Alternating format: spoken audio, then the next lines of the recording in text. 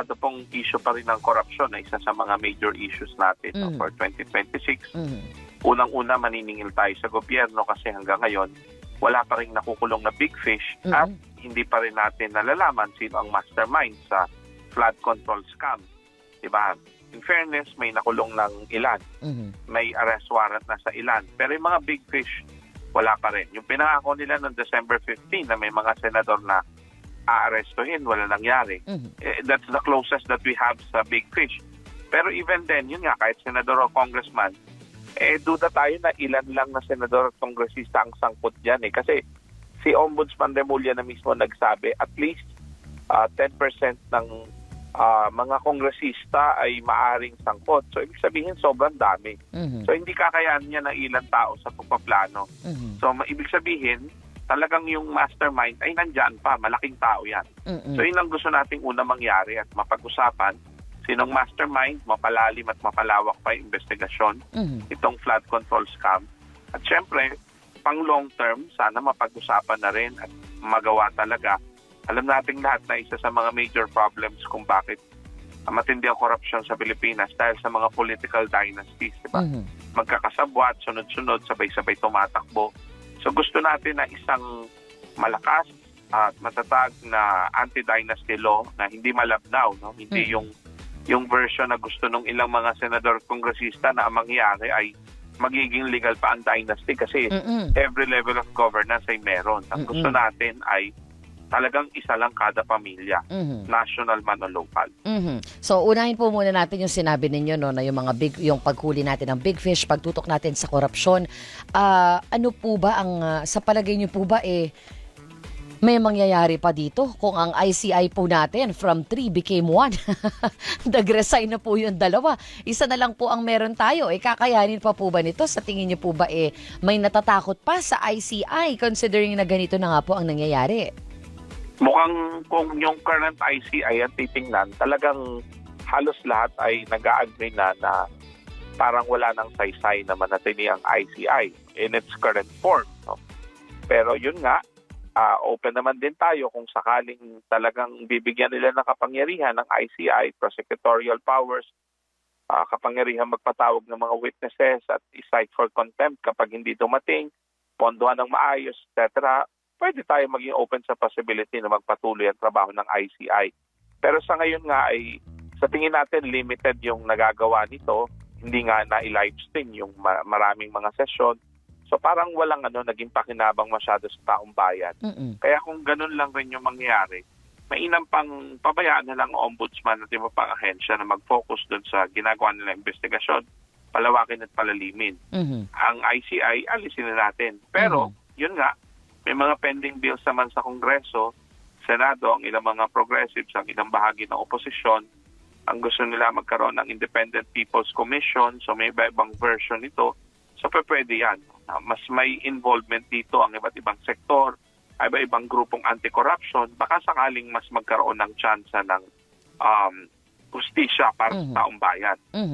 Kasi ang problema nga sa ICI, di ba, parang beholden sa presidente, tapos yun nga, limitado ang kanilang kapangyarihan.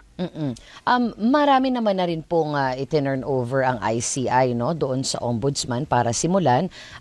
Pati nga po ang DPWH, maraming pangalan na rin yung kanilang mga isinumite at ilan nga po dito ay malalaking pangalan din. But tulad nga po ng sinabi ninyo, hanggang mga leadership lamang either ng lower house or ng Senate yung mga involved. How far along po ba ang tingin ninyong dapat imbestigahan? Pati po ba ang presidente ay dapat ding imbestigahan pagdating sa issue ng korupsyon kung madawit man ang kanyang pangalan? Sa tingin po natin na dapat na rin talagang imbestigahan ang presidente, ang mga opisyal natin sa cabinet. No? Kasi ilang cabinet officials na yung na-involved at pinag-resign or nag-resign dahil pinapangalanan ng mga witnesses or resource persons na sangkot din daw sa flood control.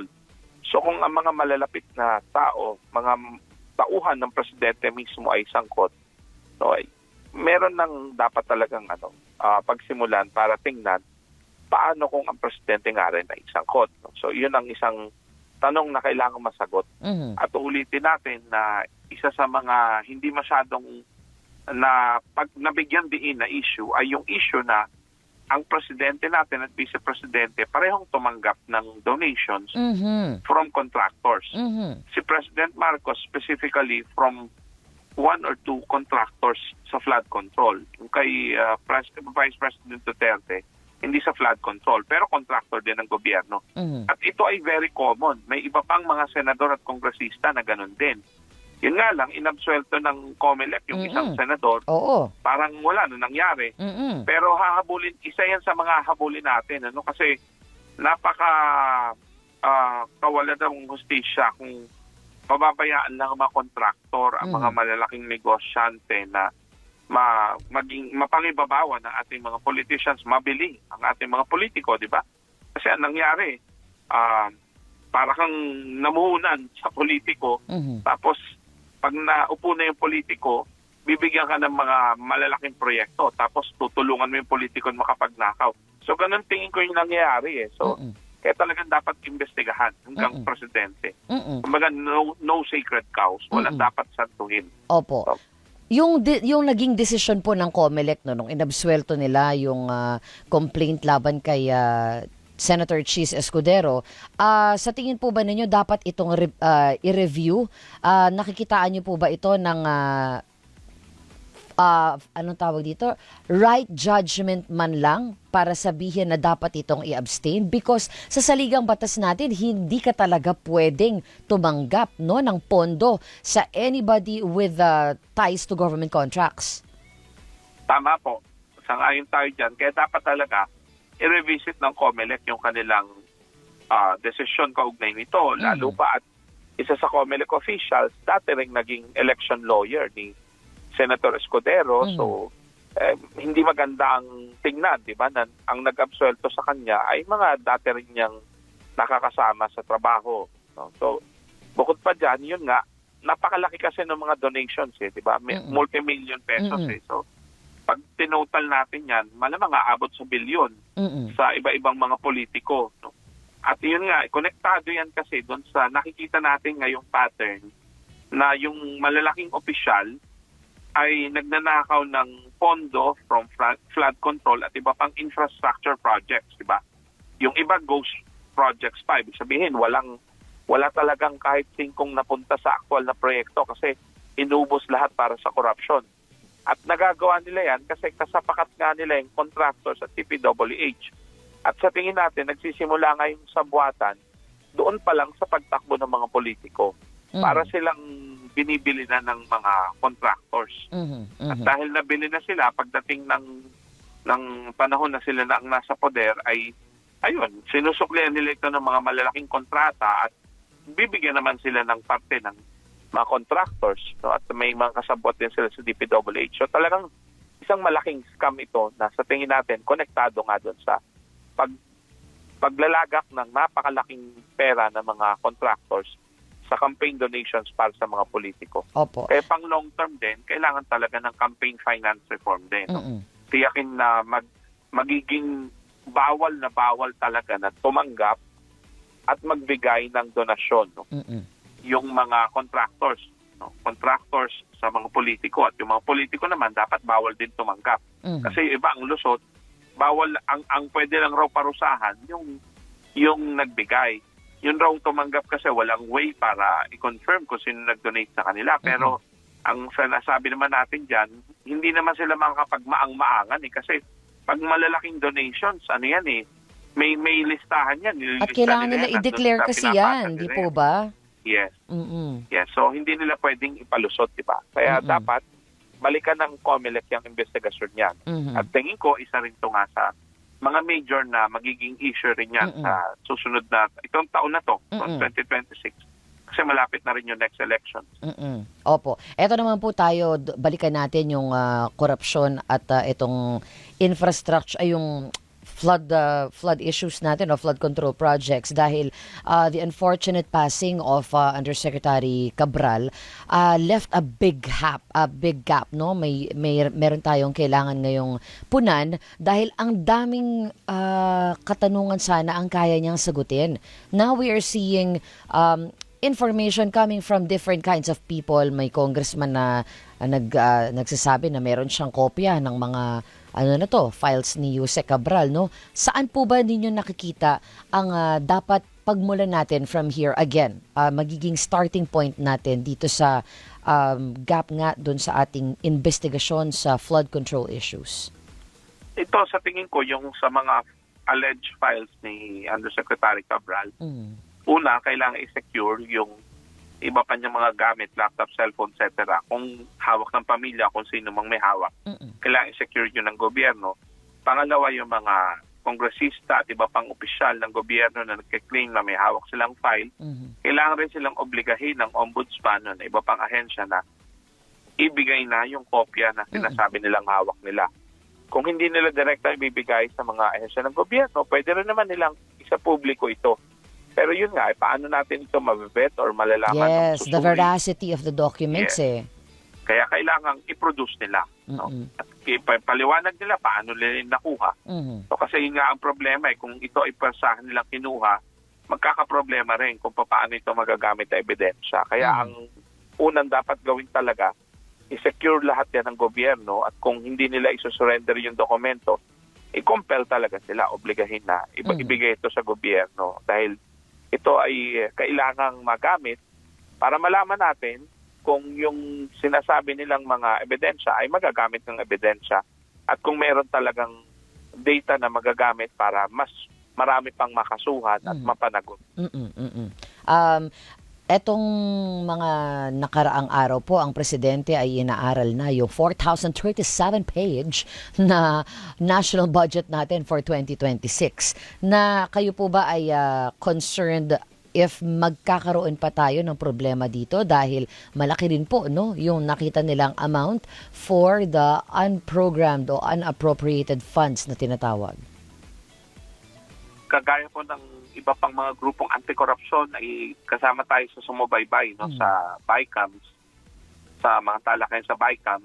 Natutuwa tayo na at least na live stream na this year for the first time. Pero yun nga, ang naiinis tayo at nagagalit ay hindi pa rin nila sinunod yung demand ng taong bayan na alisin sa national budget ang unprogrammed funds, ang confidential funds, intelligence funds, mga mala-pork barrel na allocables, allocations, etc. Kaya ang panawagan natin kay President Marcos, i-veto niya yung mga items na ito, yung unprogrammed funds at iba pa, para mapatunayan talaga na itong 2026 national budget ay corruption-free na or hindi na magkakaroon ng oportunidad na makurakot ang pera. Kasi yun yung masaklap Yung version ng Senado, ng budget, may mga inalis na silang item na gusto ng Kongreso. Pagdating doon sa BICAMs, bumalik yung mga items. No? Kaya nga mayroong ilang senador na tumutol din doon sa final version ng BICAMs report. No? Surprisingly. So, syempre alam natin may petty politics din dyan kasi konektado sila sa mga Duterte naman. No? Pero tama yung sinasabi nila. Tama yung question nila inalis na nga ng Senado yan, bakit ibinalik pa? Diba? Yan. So, ganun din ang masasabi naman natin sa Kongreso. Sa Kongreso, halos ang makabayang block lang ang nag-no. Ang tumatanggi, actually. Opo. Budget. So, talagang niratsyata yung budget. No? So, may malaking problema yan. No? Kasi hindi man lang binigyan ng pagkakataon yung mga nag-no na maipaliwanag yung kanilang mga misgivings na sa budget. No? So, kaya dapat si President Marcos, yun ang gawin niya. I-veto niya yung mga unprogrammed funds at iba pa. Pero yun nga, hindi natin na-expect na gagawin niya. Kasi yung iba dyan, sa kanya rin galing. Siya rin yung nag-propose. Kagaya nung sa confidential intelligence funds sa kanya opisina. So, kaya nga sinasabi natin dito, kahit ano pang sabihin ni President Marcos, nagmumukhang siya ay partner nitong mga corrupt kasi hindi naman niya inaalis doon sa budget. Dapat alisin ng mga item. Again, ito ang hamon natin. Hamon natin sa kanya yan. Ang dami nating hamon sa presidente, Prof, no? Correct. Dahil, pero kasi kailangan niya itong panindigan And this is something na masasabi natin maybe his legacy as a president, no? Kasi yung mga past 3 years na kanyang serbisyo ay hindi naman talaga eventful, no? Parang he just did his job, he was just there, pero walang malaking kontribusyon talaga except for this. So kung pinag-uusapan po natin yung Makabayan Block standing up doon sa pag-usapin ng budget, alam din po natin how they're also very vocal sa pag-uusap about anti-dynasty bill, no? Na kailangan na natin magkaroon ng maayos na probisyon diyan sa batas natin. Nandun nga sa saligang batas pero dahil kulang yan ng pag-uusap hindi pa rin siya na isusulong. Tingin niyo po ba meron pong chance yan ngayon considering na sinabi din ng ating bagong House Speaker na siya ay very supportive of finally talking about the anti-dynasty bill? Mukhang merong kaunting chance na magkakaroon ng anti-dynasty law tayo this year. Kasi nga talagang ito rin yung paraan nila para mabawasan yung galit ng taong bayan. Nakikita nila, isa yun sa major demand ng Baha sa Luneta Rally, ng Trillion Peso March at ng iba pang mga malalaking marcha, di ba, nitong nakaraang taon na tumatak sa kasaysayan ng ating bansa. Ngayon, ang problema lang yung anong version yung mamamayani, no? Sinuri natin yung mga version, ang nakikita natin yung mga version ng mga figures na malapit sa administrasyon ay tila panlalansi o panloloko kasi sa halip na paghigpitan ng dinastiya, mangyari parang inire-regulate lang. Kaya meron sa local level, parang isa-isa per level, no? Tapos sa national level ganun din. Samantalang sa maximum version ng ibang grupo, ng mga progresibong grupo, usually mahigpit talaga. Isa lang ang pwedeng nasa pwesto, isa lang rin ang pwedeng tumakbo at hindi sabay-sabay, hindi sunod-sunod. At kapag may mga version na pag meron na sa national, di na pwede sa local. Pag meron na sa local, di pwede sa national. Kasi yun ang gusto natin talaga, yung maximum na definition ng ano yung dynasty. Kasi malala yung problema natin. Di ba? Hindi nga rin nakadefine the word na dynasty sa atin kung ilang degree of consanguinity ba talaga yung pwedeng di ba Prof, tumakbo. Pero kasi kung titingnan din po natin to, no, lagi nating sinasabi magkaroon tayo ng anti-dynasty bill. Pero ang mga tao, wala naman tayong binoboto, kundi yung mga dinastiya lang din.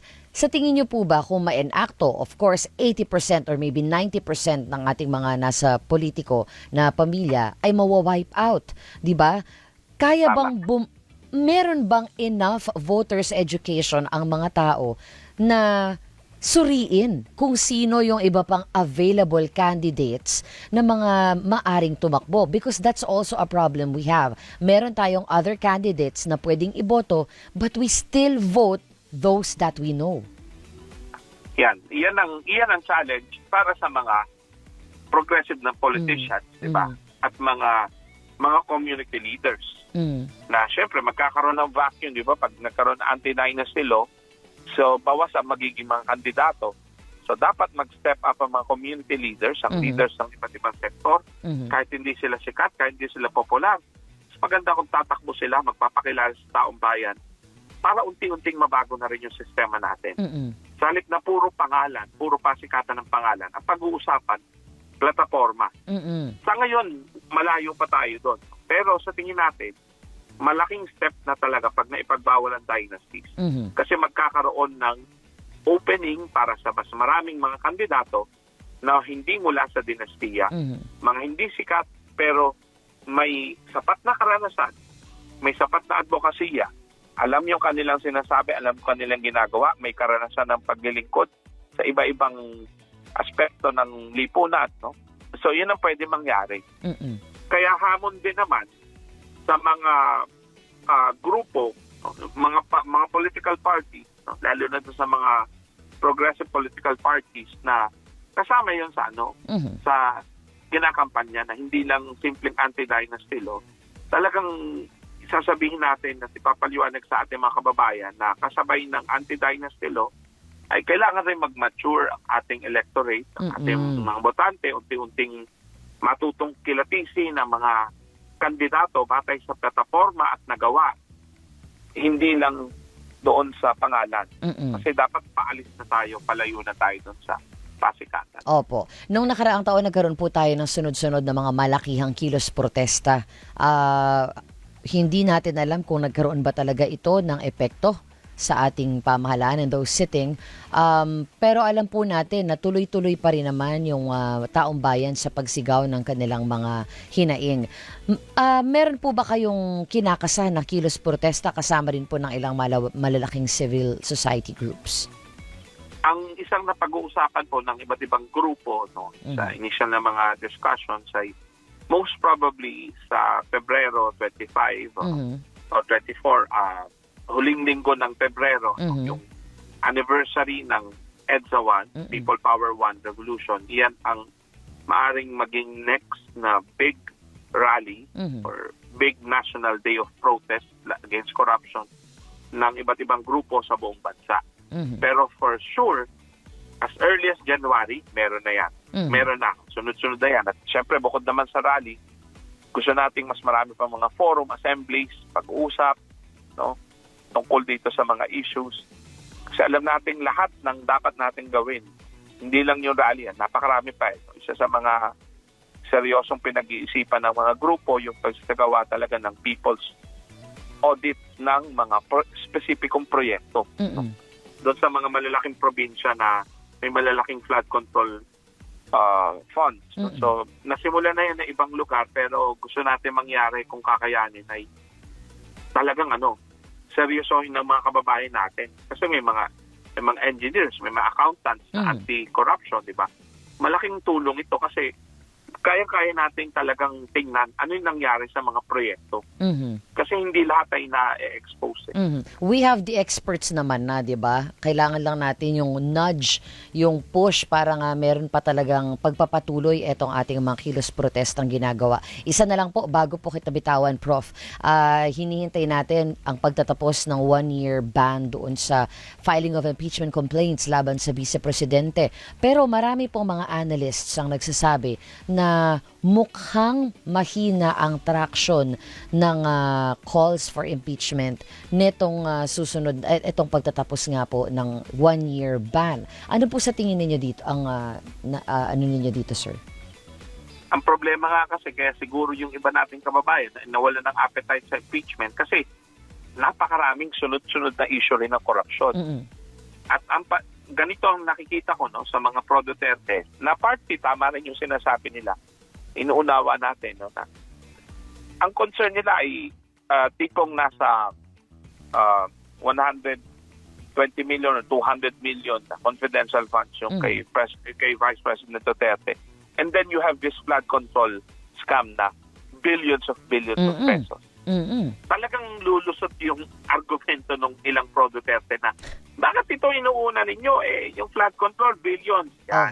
Ngayon, ang sagot natin dyan, pwede namang sabay, di ba? Yes. Kasi parehong konektado yan. Parehong corruption yan. Totoo. Bawat piso mahalaga. Opo. So, sa panig namin, susuportahan namin ang mga kasamahan namin, iba pang leaders ng iba-ibang sektor na susubukang mag-file ng impeachment. Alam nating maliit ang tsansa na may mangyari dyan. Pero bakit kailangan i-file? Kasi para ring pagtuturo yan sa mga susunod pang henerasyon na masama ang pandarambong sa kaban ng bayan. Kaya dapat may consequences. Hindi dapat pinababayaan. Tsaka, all our questions were never really answered Kahit na anumang forum yung sinasabing dapat it should be brought in the right forum di ba? Yun yung palaging explanation sa atin. So,